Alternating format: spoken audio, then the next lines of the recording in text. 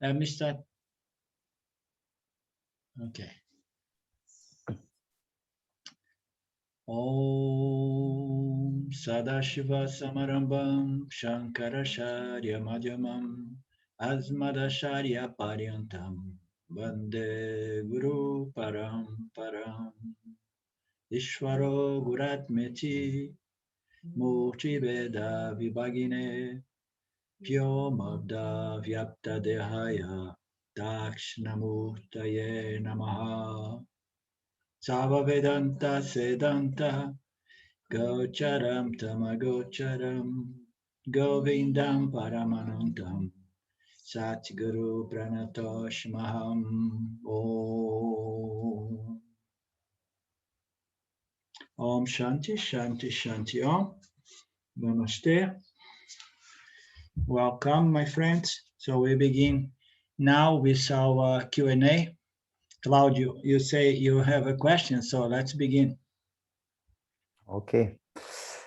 The other day I tried to explain to a friend why about why knowledge it's better than experience when we talk about enlightenment, self-knowledge. But I could not explain. I realized that I don't understand it so good. I understand that, of course, for me, inside me, like I understand it because I don't need an experience, I don't need samadhi, I don't need always a sattvic mind. This is clear to me, but I could not explain it better. So I want to ask you if you can help me to unfold better the reason why self-knowledge is better than experience. Yeah, it's very important, this point, because when we can't really verbalize or articulate why I trust and I believe in the Upanishads as a means of enlightenment or self-realization, which is by the means of understanding, meaning understanding or knowing, comprehending and so on, analyzing and so on. So if we don't have it clear to the point that we don't know how to articulate, it means our knowledge, our understanding is still a little bit abstract or a little vague. It's not really clear. So therefore, it's important to get it clear, so that you never have any problem to articulate it to others when they ask you, so why you believe in knowledge? And then the answer is very simple, because experience by nature is impermanent. And knowledge, objective knowledge by nature is subject to error and revision. But self-knowledge, which is knowledge in respect to my nature, which is already limitless, full, whole, and complete. So I need the knowledge of my Purna nature, my nature as limitless, infinite consciousness. And since I am already limitless, infinite consciousness, there is no experience that's going to convince me of that. The only thing that's going to convince me of my true nature as infinite, limitless consciousness is the understanding present by the Upanishads that's going to produce what we call a hard and fast self-knowledge. You understand? So experience by nature, howsoever beautiful, sublime, elevate, spiritual, it's impermanent by nature. So it leaves us with a desire for more of that sort of experience. So knowledge, when it is scientific knowledge, objective knowledge, phenomenal object, and then again, it is very limited because of the influence of rajas and tamas operating in the human intellect. So anything we want to know in the world of objects, our knowledge is going to be limited. Okay. So when we talk about knowledge as the only means of knowledge, only means to free the individual from this this human condition. When we talk about knowledge, we refer to self-knowledge. And then what is self-knowledge? And then again, people get confused in the spiritual world. They believe that self-knowledge is to understand my mental, emotional, psychological structure. Is to understand the body-mind complex is self-knowledge. No, the body-mind complex is not the self. Therefore, it's not the knowledge we are looking for. You understand? I mean, it is part of the process of preparing the body-mind complex to understand the knowledge, to understand the nature, the true knowledge, the direct knowledge in respect to to what the self is, not the reflected self. You understand? So the body-mind complex is a reflection of consciousness, yeah, on the on Maya and the subtle body of the individual. Yeah? So we have this Ishvara and Jiva, and those are objects, you know.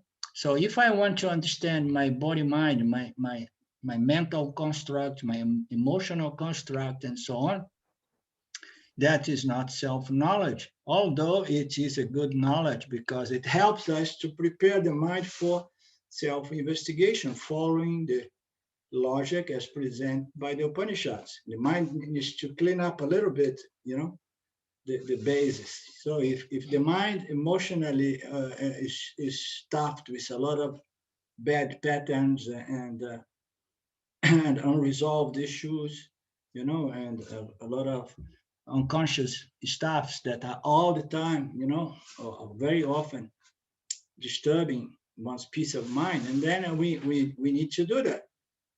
You know, most of us, I mean, I speak to by myself. So I had to begin on therapy level because I had a lot of karma to process. You understand? So only down the road I could begin with some vipassana, some other meditations, and calming down and experience a little silence here and there. Right? So, but then you don't. I mean, almost invariably, people think that, okay, now I know myself because I have identified this childish trauma, you know, this pattern and that, all those aspects of our personality. So now we are improving our personality. It's okay. We are releasing some old patterns, some old traumas, old energy. So all of that is part of the process of preparedness of the body-mind complex. You know, you're just cleaning up a little bit. You know? So this is not self-knowledge. So why knowledge is the only thing that's going to free the individual? And knowledge, by knowledge, we mean self-knowledge, knowledge of my real nature, my real identity, which is not the intellect, it's not the mind, it's not, you know, my vasanas, it's none of that. My tendencies, none of that. Now we want the knowledge of one's fundamental true nature, intrinsic nature, before the body-mind construct appears, you know, to bring about the jiva. No? So this knowledge is the only knowledge that resolves the jiva, and you know why, right, Claudio? Can you give me the answer? Why self-knowledge is the only knowledge that can resolve the jiva from this samsara condition, this, you know, this problematic psychological condition that often we refer as suffering.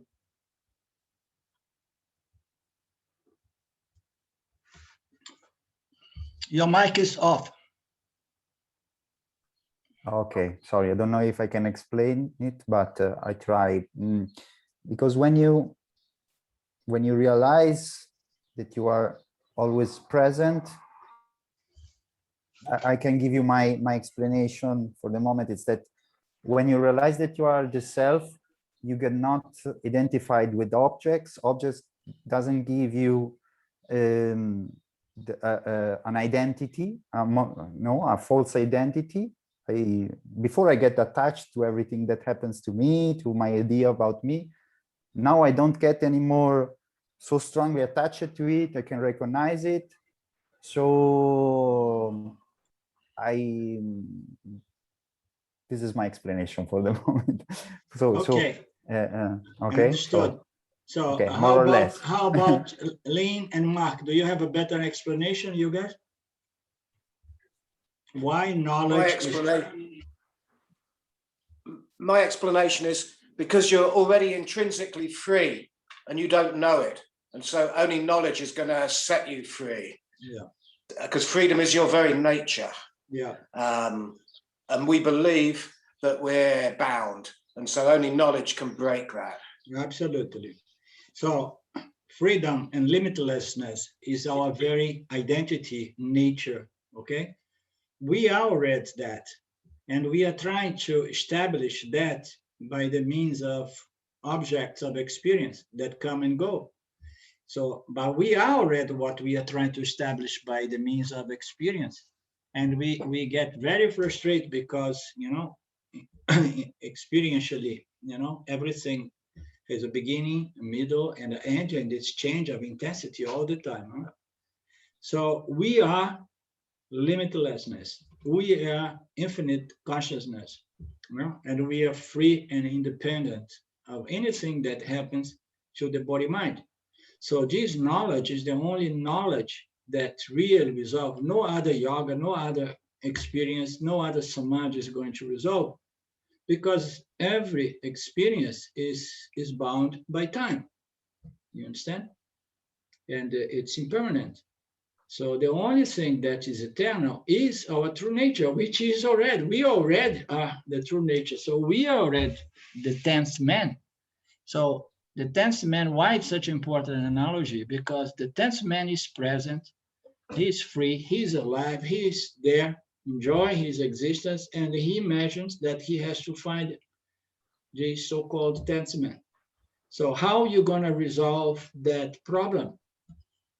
You know, the scripture do not come to us and says, okay, I'm going to manifest the self for you.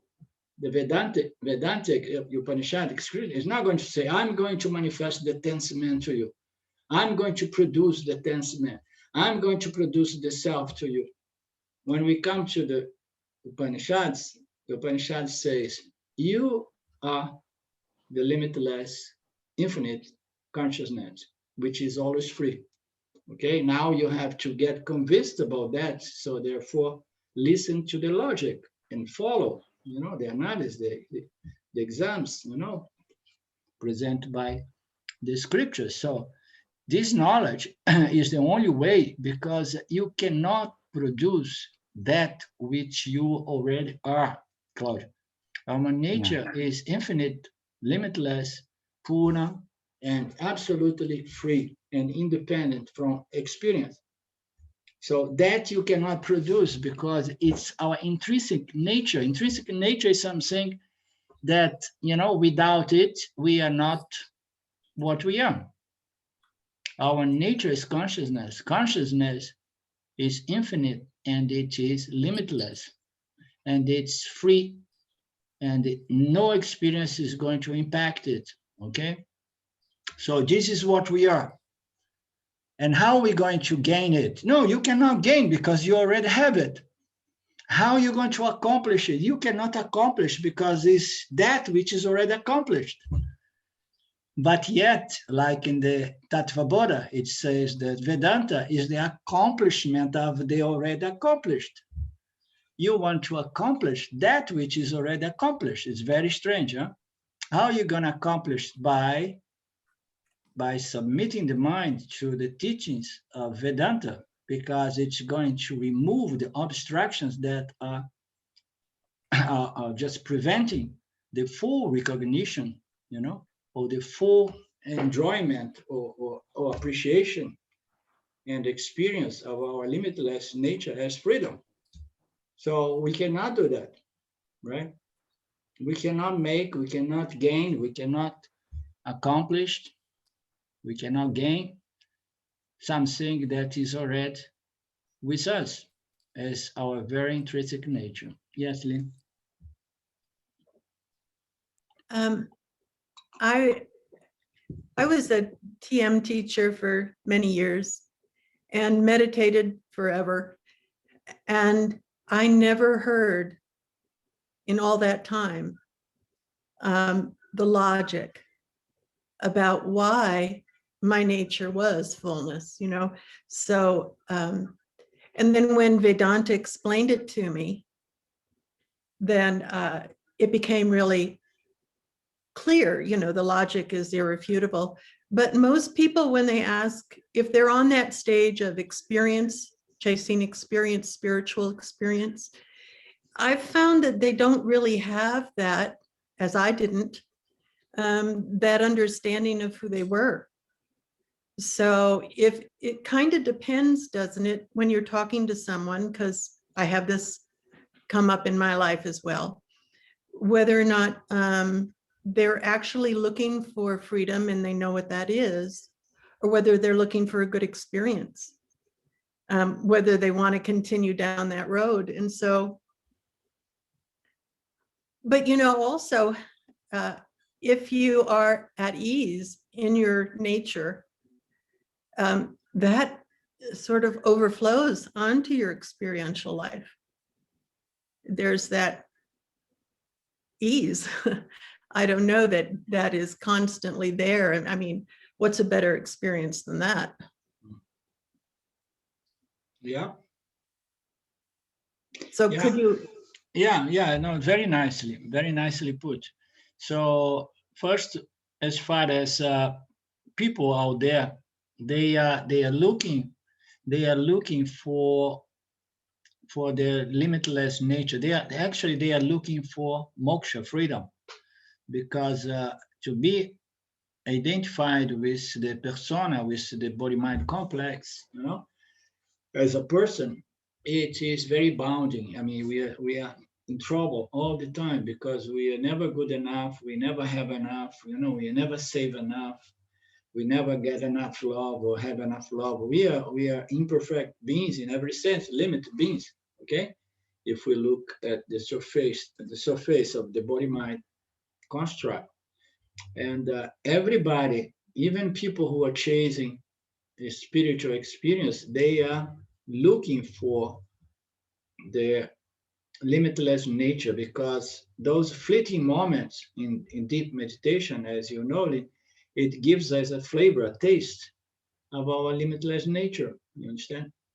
So everybody's looking for that, but as you know, they are still invested on those objects of experience, you know, like samadhis or silence or peace and love. So they are invested. So, and the problem with people is that when you tell them that experience will never deliver that, most people they just walk away because they are so invested in the experience that says, no, don't take that away from me. You understand? Because at least I have my moments now. In order to get those moments, I need to quiet the mind and the intellect. And now you tell me that I have to analyze and follow the logic. That is contradictory to the idea of developing a quiet, silent, peaceful mind in which no thought should arise. You understand? So they feel confused. They don't understand how Vedanta works. They say, no, maybe it looks like there is nothing better than this. We know that there is this sense of completion and limitlessness, and I gain that in my deep meditations, and I don't think there is nothing more than that. You understand? Because the intellect and the mind has got a bad reputation in the spiritual world. Why people want to kill the mind, destroy the mind, you know, and all of that? Because most minds are being governed by ignorance. So, and then the first thing is to understand, okay, so the mind can produce some nice experience. They are not, they come and go, but they give you a sense of fullness and completion and freedom. And this mind is by nature subject to change all the time. And as we know, we have no control over the gunas. Huh? So when people get to that point, they say, no, but I mean, if I start studying the scriptures, This is going to destroy my silence, my peace, my empty mind, in which I experience a sense of freedom from the world, you know.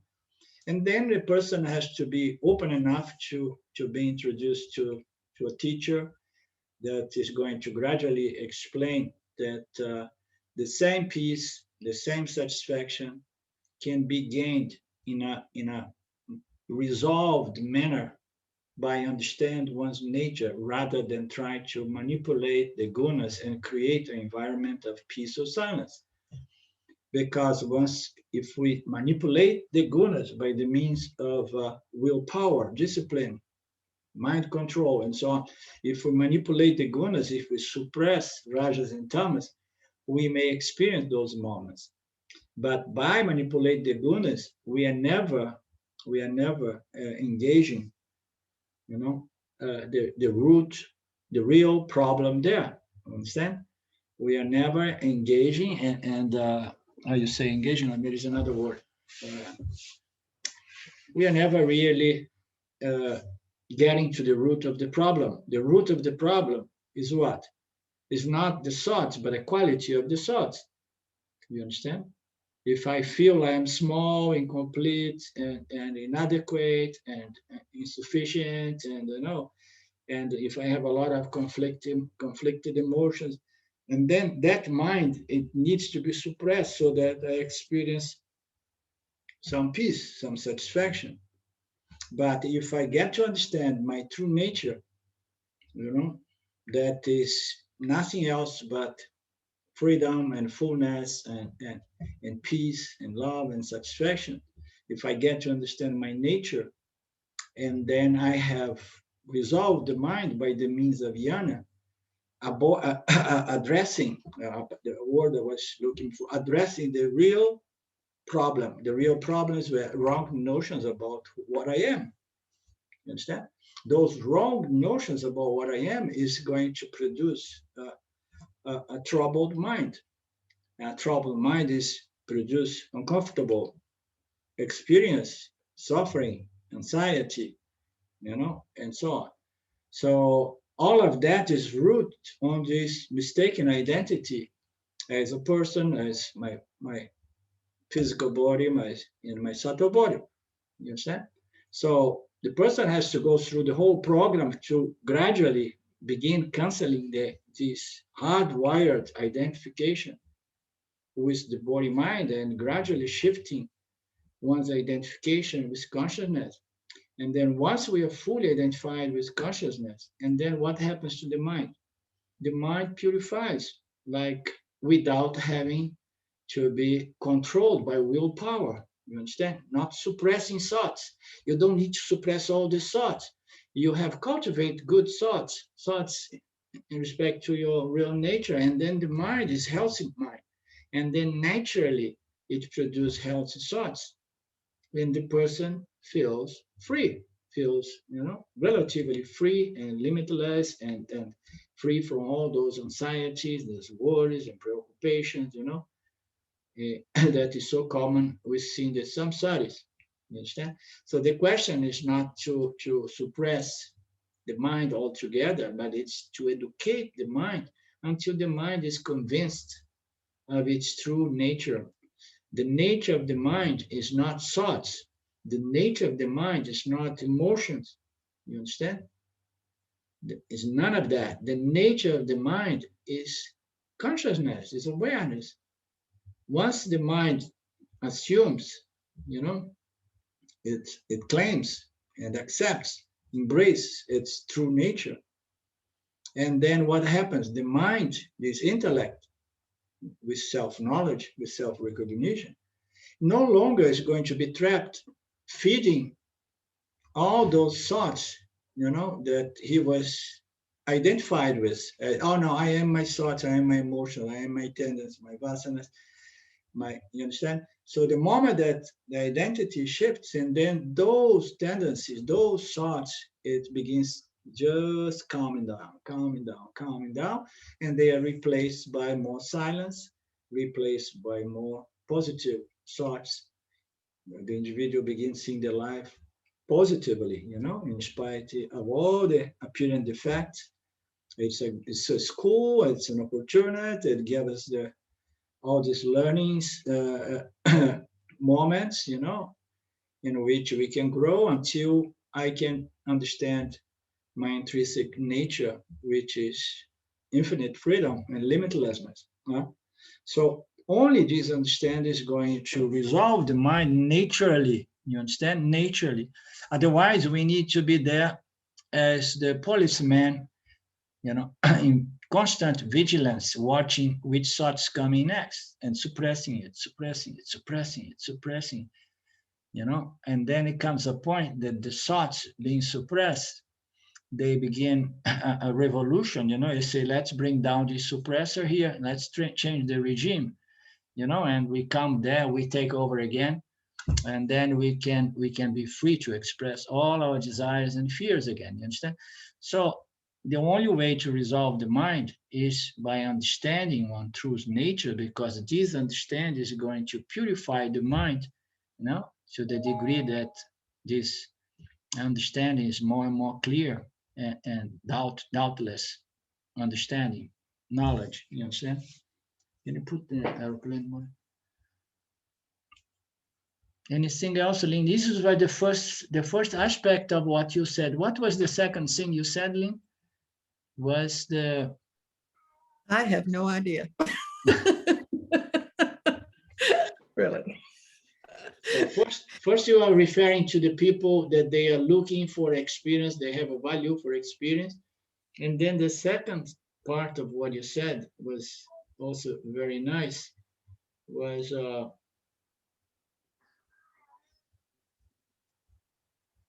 it the spillover from knowledge? Knowledge has a spillover in the apparent reality. I mean, it's obvious. You know more, life is easier. yeah. I mean, Yeah, that's exactly what you said. So, I mean, it's not that experience will disappear, because it's impossible. Life is to experience the field of objects, the other objects around it. So, of course, in the beginning, we we label all objects as not real, and therefore we should disconnect from everything. And then people say, "Oh my God, the world is beautiful." Then we say, wait a moment, give it a time, just connect. And then bring your attention, your mind to the scriptures, to the self, And then once you understand how beautiful you are as the self, and then you can enjoy the world and have your experience, your vasana or desire for experience is going to shrink big time, because you're experiencing your true nature, which is another level of this conversation, because the real deal here is to experience your true nature, knowing, understanding that I'm experiencing myself manifest by names and forms, and I see the light of the illuminator shining on my human intellect and presenting this world to me. So this is a beautiful experience. You experience the self, and you experience the world. And as Lynn said, and it spill over is like, so you see the world from a different pair of eyes. So you have a much better experience of the world.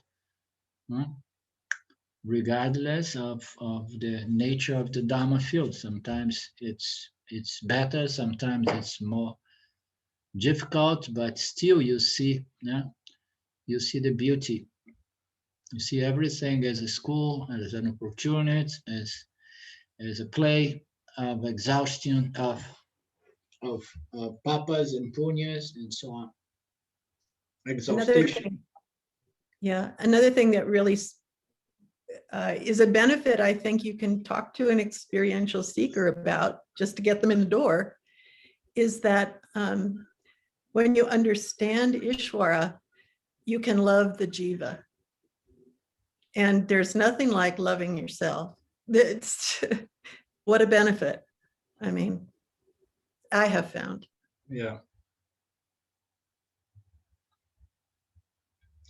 Yeah, once we understand, we bring God into the equation of life, and then we can have true love and compassion for the jiva, because we don't see the jiva anymore as, you know, claiming all these responsibilities, and you see the whole picture, and you see Ishvara there as the real thing as far as Micca is concerned, you know.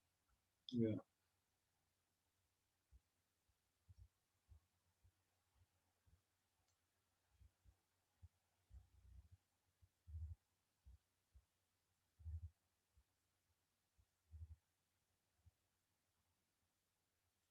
Do you have a question, Silva? No?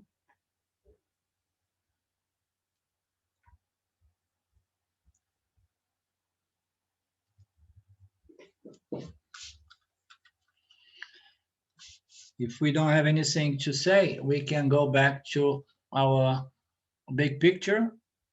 Does anybody has any better idea? You remember when we stopped last time? Where?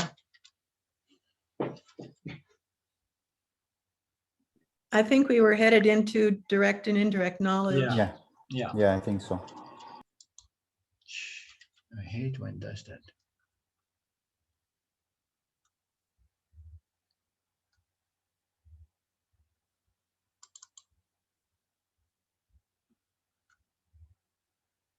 Mm.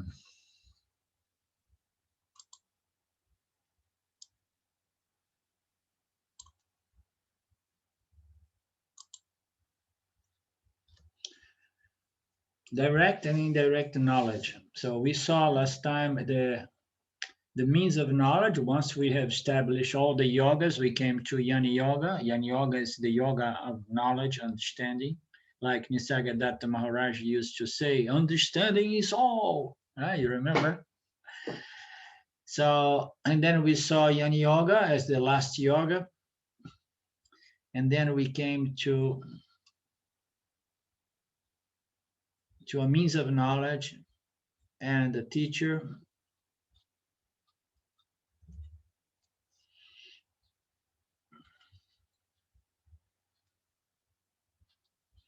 And now direct and indirect knowledge. So do you have a good understanding, Claudio, of direct knowledge as opposed to indirect knowledge?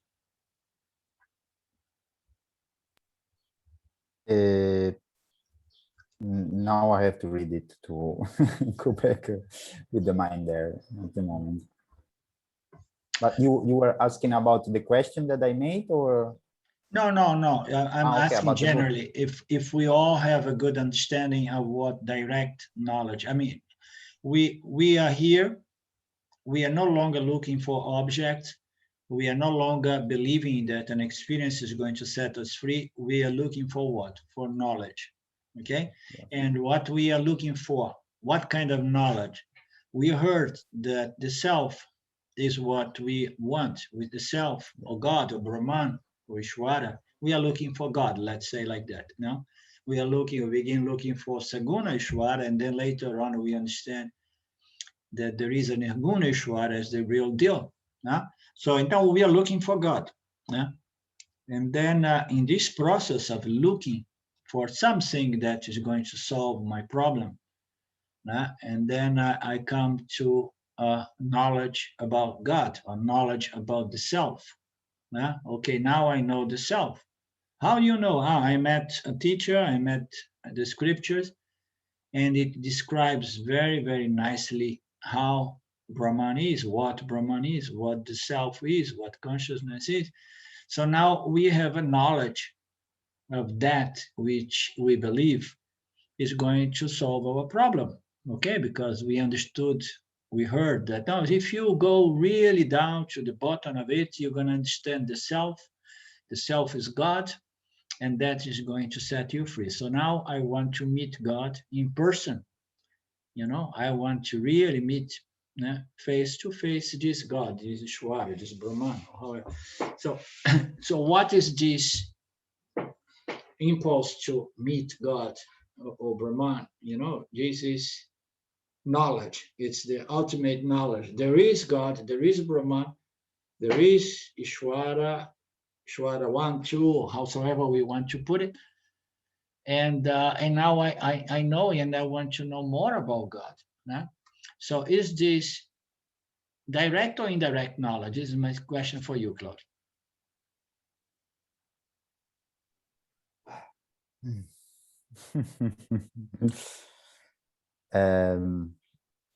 It is a direct knowledge, but Arlindo, I don't know how to explain it. Okay. It is also direct. It goes through indirect knowledge, but at the end, it's also direct knowledge. Yeah. Sorry, No, I Arlindo, mean, but we got. I don't know. I have a lot of ideas in the mind. It's like I'm in a moment where I start to integrate more deeply Vedanta, but there is a lot of pieces of idea here and there that I cannot grasp exactly. So I try to integrate also also for explaining it, as you said at the beginning. So Vedanta comes at the very, very end in this process of seeking for God or seeking for the self. And in this process, we take different sadhanas of practice, and we always try to connect, contact, gain, accomplish. We try to go, and become something.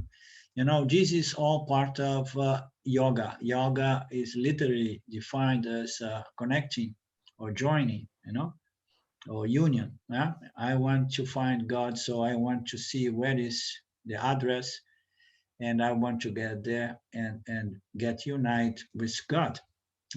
So this is all good, because now we are interested in God. We heard God is the only source of freedom and comfort and security.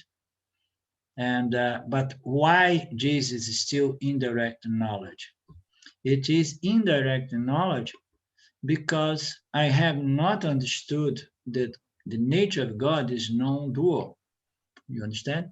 So I'm still in duality, looking for my piece of knowledge in respect to the self or God or Brahman, and I see Brahman as something other than myself. So I'm seeking Brahman, I'm seeking consciousness, I'm seeking God, and how I'm going to contact this God, okay? If the nature of God is non-dual, okay? It's limitless because it's the only play, it's the only game, it's the only thing, So how am I going to contact this God? I'm going to start hear about that, heard and ask questions about, but how is it? Oh, it's limitless, it's existence as well. And then after the teacher says a few things about the self, and then the student continues to ask more question, and then the teacher runs out of answers, and then he starts saying, no, it's not that. It's not this, it's not that, it's also not that, it's not, all the scriptures is about it's not this, it's not this, it's not that. You understand? So we want now to understand better what is the self. Okay, so that's where the Upanishads comes in our life, because we are no longer satisfied with indirect knowledge. We want to know the self, and the only direct self-knowledge there is to know the self as yourself. When you understand that the self is the substratum of my existence and the existence of everybody, it's the consciousness that shines in all subtle bodies irrespectively, it is non-dual. It's the only reality. It shines as knowingness. It shines as existence. And the nature of this consciousness is limitless, infinite, purna. You understand? So once I really understand what Brahman is, the self is, and I accept and claim with total humility, yes, I'm sorry, I was being arrogant to believe that, that God is something and I am something else. I hear that Brahman is vast, it's huge, it's infinite, and so on, and I'm keeping myself. So maybe I'm trying to compete with Brahman. No, I need to merge in Brahman as Brahman, accept that the wave is just the ocean. You understand? So direct knowledge is Tatvamasi. I am the infinite ocean of consciousness. You understand? This is direct knowledge. So indirect knowledge is, yes, I know that there is an infinite ocean of consciousness, and I want to merge with it. And then the teachers come and say, but you cannot merge with it because you already merged with it. Everything is merged in that. Never came out to return. You understand? So all the analogies about the river going back to the ocean, they are just to explain the avidya, the ignorance, this notion that the jiva has that he's separate from Brahman, separate from consciousness, from lifting, from its very intrinsic nature. You understand? So this is direct knowledge, you know, and it's the only knowledge that is going to resolve jiva's problem, because it shifts its identity, you know, from the body mind in its relationship with Sagunishwara, that want to experience satisfaction, peace, security by bringing God into the equation and behaving a certain dharmic way, praying and doing some sadhanas, praising God and so on. That is all duality. That's all indirect knowledge that begins with the relationship of the jiva with Saguneshwara. You remember what Saguneshwara is, Claudio? Is Ishwara too. Yeah, is God, God colored by the gunas to become a celestial deity, you know, Krishna, Vishnu, Sarasvati, or there is an infinity of agents of Ishwara. Ishwara is the only God, but there are all these representatives that are going to be there so that we can ask for safety and security and protection. You understand? When in that level of bhakti or sadhana or relationship with God. You know? So direct knowledge is what most people in the world of yoga find to be a little bit arrogant on our side, because they do not understand Vedanta. They do not really understand the teachings of Vedanta. They think, oh, these people, they say that they are Brahman. Nobody says in a kind of proud, you know, proudly. I mean, Yanni never says it proudly. It just says everybody is limitless consciousness. But, you know, due to this avidya problem, one feels limited and small and incomplete and so on. You know? So it's the nature of everything. And that's why knowledge is the only solution, because, you know, it's just a misconcept. It's a misidentification. So direct and indirect knowledge. Suppose I want to know about the Himalayas. As I am unable to travel there, I might instead read a book about them. So we come to Vedanta, we start reading the books about self-knowledge. Now we are getting an idea of what the self is and how to gain that knowledge about the self.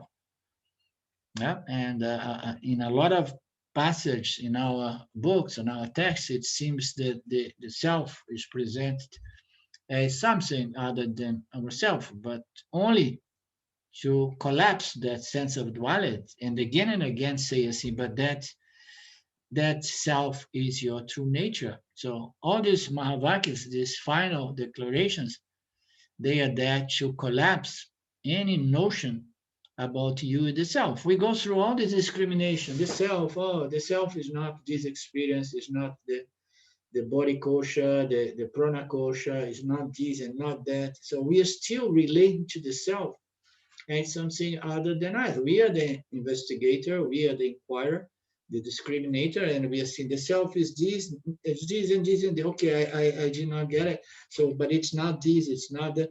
We are still seeing the self objectively. Yeah. And then after I have done all this analysis and going gradually in the end of the Upanishads, in the very end, we say, you know what?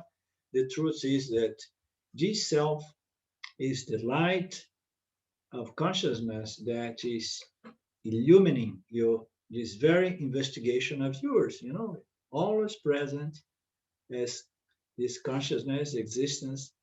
Yeah? allowing us to look for the self, and the self is there as the light of the illuminator. Yeah?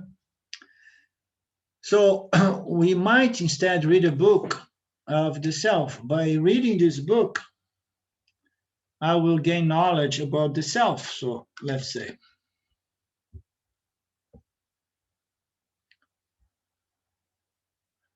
but it's clearly not first-hand knowledge because I have never been to the Himalayas. So when we begin looking for the self, I mean, we are looking for the self. Why? Because we don't know that we know the self.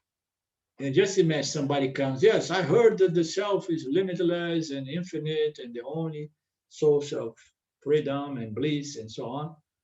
And then you tell to the person, so wait a moment, I mean, why you are looking for it? Why? Because you already the self. You are the source of freedom and limitlessness and fullness. And so the person is going to say, no, you are absolutely crazy because I feel small, I feel, insufficient, inadequate, incomplete, limited in every means, So we cannot say that in the beginning. So we have to understand what we are looking, and then we have to go gradually, following the logic presented by this means of knowledge. Any mere description of the self will give you a second-hand indirect knowledge. So indirect knowledge is very, very fundamental, important. We cannot skip indirect knowledge. You understand? We cannot get to direct knowledge without the indirect knowledge. So we all study and analysis we do is indirect knowledge. The combination of everything is aham brahmasmi tattvamasi. You understand? So I am that consciousness that I was chasing, seeking, and looking for. I am. You understand? So that is the very end. So it's not first hand because you don't have that knowledge that I am limitless consciousness. You say, no, I am the jiva, the body-mind complex. It's not first hand. It's a description. But Vedanta is a complete means of knowledge, self-knowledge. It presents the whole body of knowledge, which will allow us to get convinced in due time, by discriminating our true nature from everything we have been confused with, identified with things that makes us confused about who or what we are.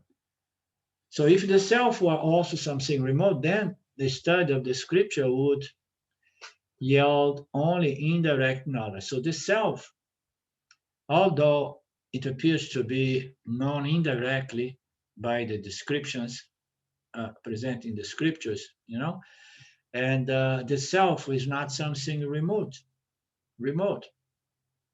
because if it was something really remote, then the study of the scripture would never produce direct knowledge. Direct knowledge is what I am the self. It's not objective knowledge, not dualistic knowledge. It's the knowledge of one's true nature. That's why it says self-knowledge. It's knowledge of my true intrinsic nature identity. So if the self was something far away, remote, and then the scripture would never produce direct knowledge. No? It produces direct knowledge because the self is already always ever present. No? In that case, the self could be spoken about, and we would have to find some way to connect with it and experience it like people do in the world of yoga. Okay? Fortunately, the self is not some distant object of experience or neither an object like the Himalayas or a cave or Tiruvannamalai or anything. Rather, the self is our own intrinsic true nature. Therefore, when words are used to describe something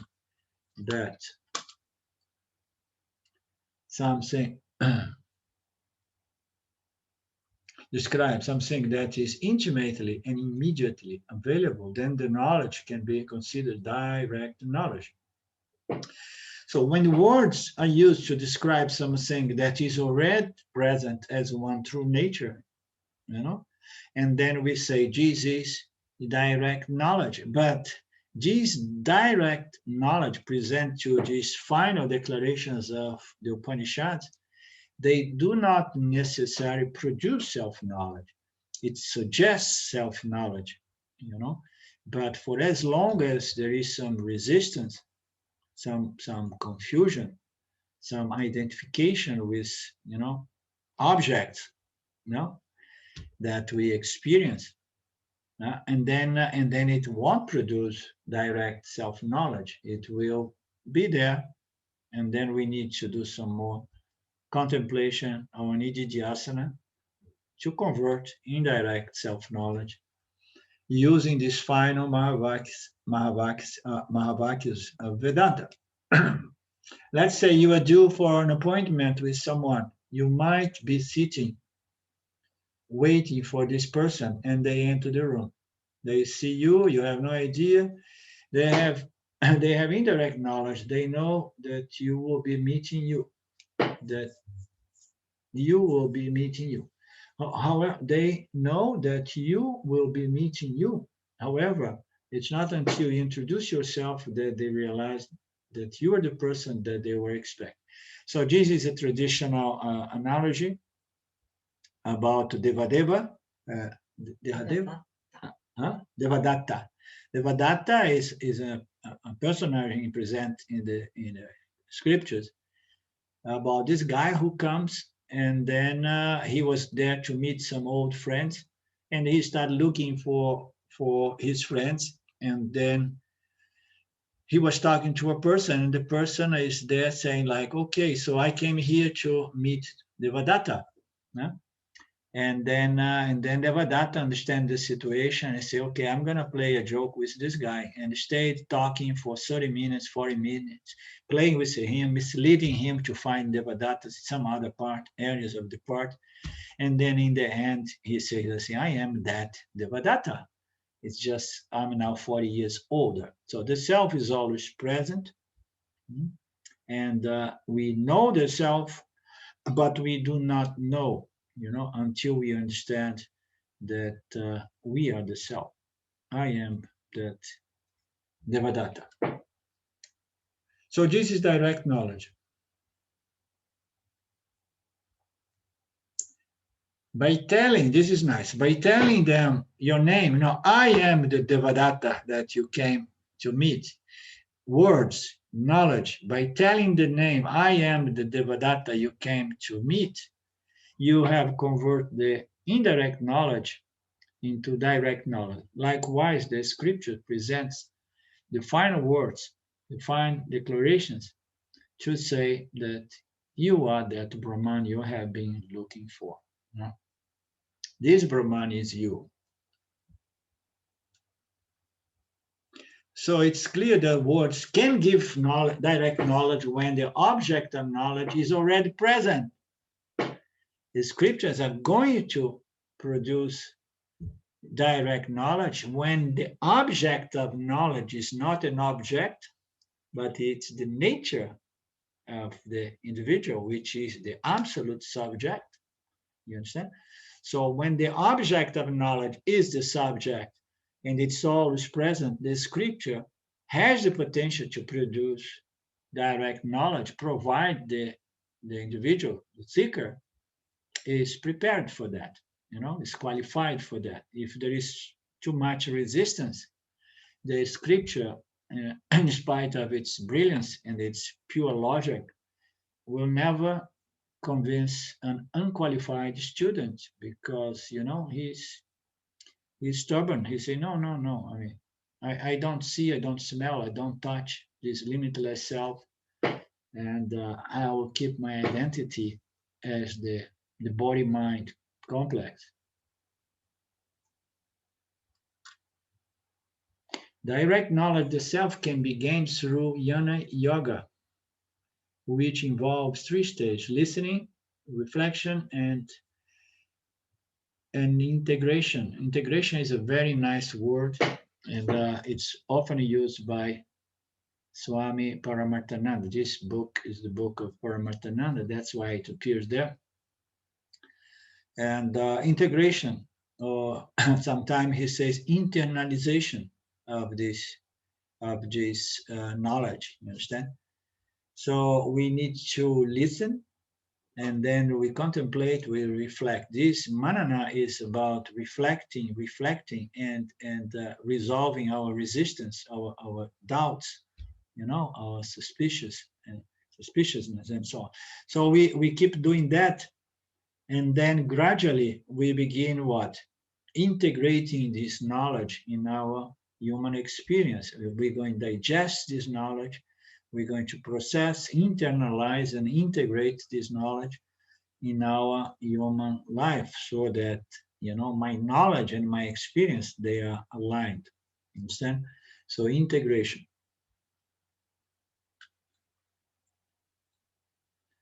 So the first stage is listening. I mean, otherwise we often call assimilation. In most of our texts we say that nididhyasana is assimilation, or nididhyasana is application of the scriptural knowledge that we have contemplated and we have accepted. We contemplate, my doubts are resolved, I trust the scripture, and I know that the scripture is the only means to self-knowledge. And then every time that I'm challenged by this, universal ignorance, and then I'm going to do what? I'm going to apply the knowledge that I trust and I believe that is the only remedy against these thoughts, feelings, and emotions and behaviors that are expressions of this avidya. No? Listening, the first stage involves listening to the teachings of Vedanta with the help of qualified teacher. This listening, Shravana, is not a passive listening, but involves the full participation of the student as he or she listens to the teaching. So this listening is not a passive hearing. There are two words in English. One is to listen and the other is to hear. No? So we hear many things, but if our attention is not there participating in that process, that hearing does not become a listening. I know people who say, have you heard me? So because we hear many things, but we don't pay attention. When we pay attention, then this here, and yes, I listen. I'm really hearing you, and I'm involved. I'm processing what you say. I'm taking into account. I'm registering. Yeah. So it has to be active, not a passive hearing.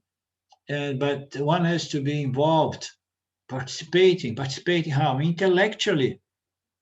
The scriptures present the logic and intellectually. Otherwise, it comes here, as we say, it goes out there. No? No, we have to enter here, and then we process cognitively, intellectually. We process it, and then we say, oh, no, I have some doubts there. No? And then the student has to bring forth its doubt. This listening is not passive, but it's a full participation of the student listening to the teachings is present in a precise and systematic manner. And the student must understand each part of the teaching before moving to the next stage.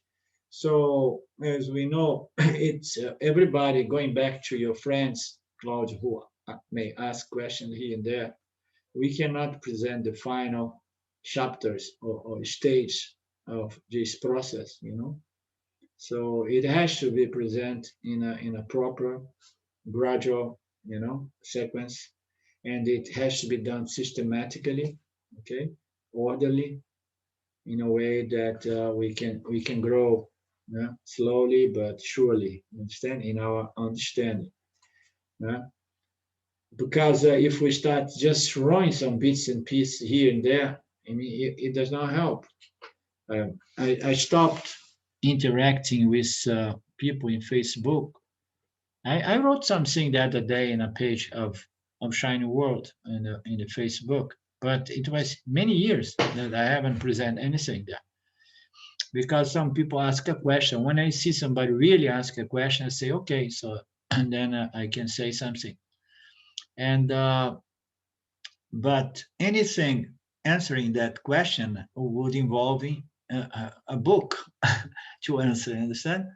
And then when you say, oh, I mean, you're a little bit confused because of this and that, you need to get into the program and get help and try to understand better what is Jiva, what is Ishvara, what is Dharma, what's Karma, before you get into deeper waters of Vedanta. You understand? So we need to do it gradually and systematically and with the help of our teachers. Yeah? And but this can be challenging, for it is common for many doubts to arise in the initial stage. In spite of this, it's advisable not to ask questions at this stage. As the teachings unfold, all questions tend to be answered. So in Vedanta Brazil, where I do most of my talks, my teachings, people know they are not allowed to ask questions, at least for several months. They have to listen, and do some homework, and then before they can really participate, interacting with questions. Otherwise, it breaks. It breaks again and again the flow of the satsang or the Vedanta class, and people who are more advanced, gets a little bit bored here and there. So we in the tradition, there is no question of Q&As. I mean, very rarely you see some audios of Swami Paramarthananda answering questions, but it's so rare, difficult to find. He just teaches. And there is a Swami from an ashram there in the southern part of India, not far from, what's the name of that city, the town? There down below Tiruvannamalai, not far from there. There is a ashram, Dayananda's ashram there in Kobe. Yeah, yeah. So anyhow, I knew a guy who was going there often from Tiruvannamalai, going there to do some camps, some 2 weeks, 3-week camps. And he brought me some videos, and there was a new Swami, very nice. A guy used to be a stock market broker in New York. He's an Indian guy, born in India, you understand? And he went to the West. He was successful in the West, in New York. And later on, he dropped everything and took part into this educational process with the Dayananda Ashram. And he was doing his first camp there, Vedanta camp, and he was talking a few verses of the Gita. And it was interesting because there were some Westerners there, and once in a while they would attempt to ask a question. And this Swami, a very nice, very even good looking and charming young Swami, he used to do like that.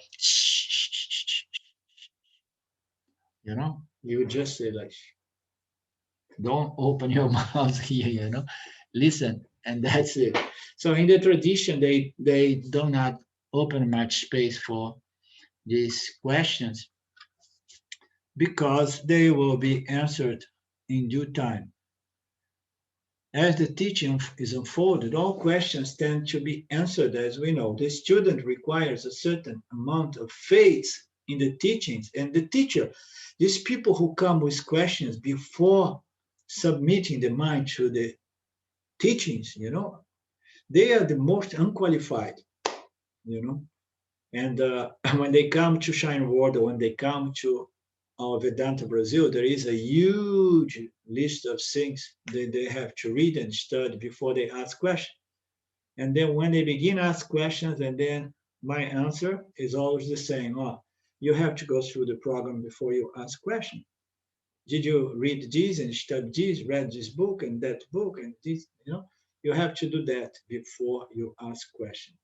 And usually they are so rajasic, they are so invested in the notions that they have, and they are not qualified, they are not pre-qualified, as I like to put. I call the pre-qualifications is humility, trust in the scripture, and patience, So here, Paramarthananda is saying, the student requires a certain amount of trust, faith in the teachings and in the teacher.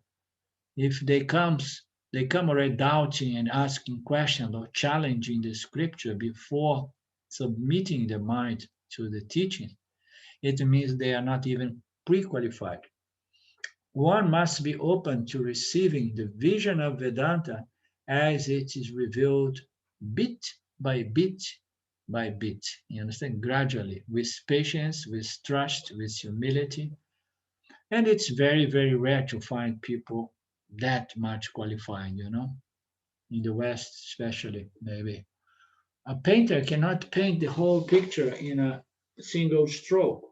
The painting can only be completed gradually, and until it is complete, one should not disturb the artist.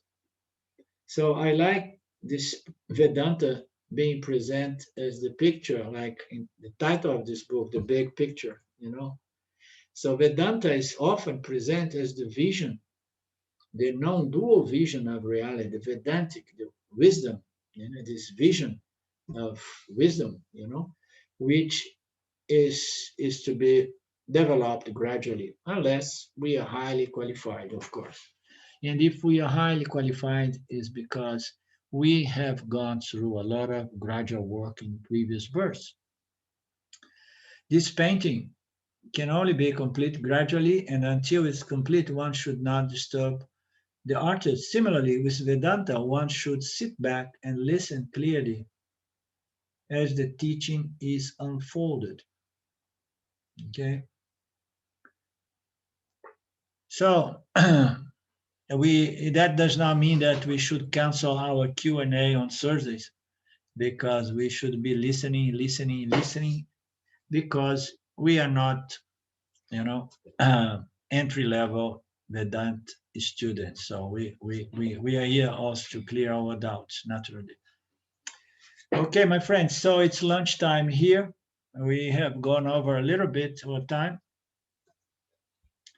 And I say goodbye, namaste, thank you, love you, our small Sangha, the last Mohicans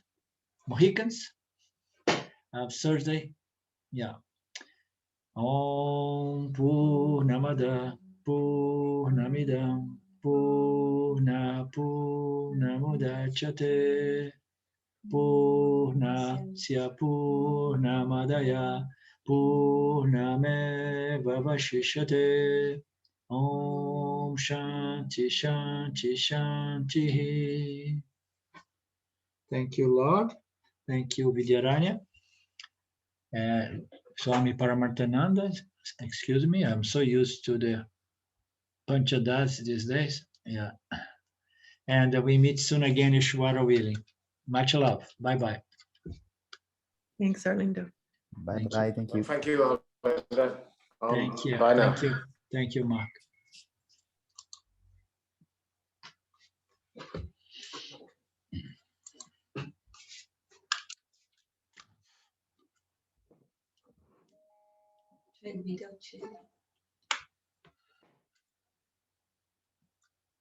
Because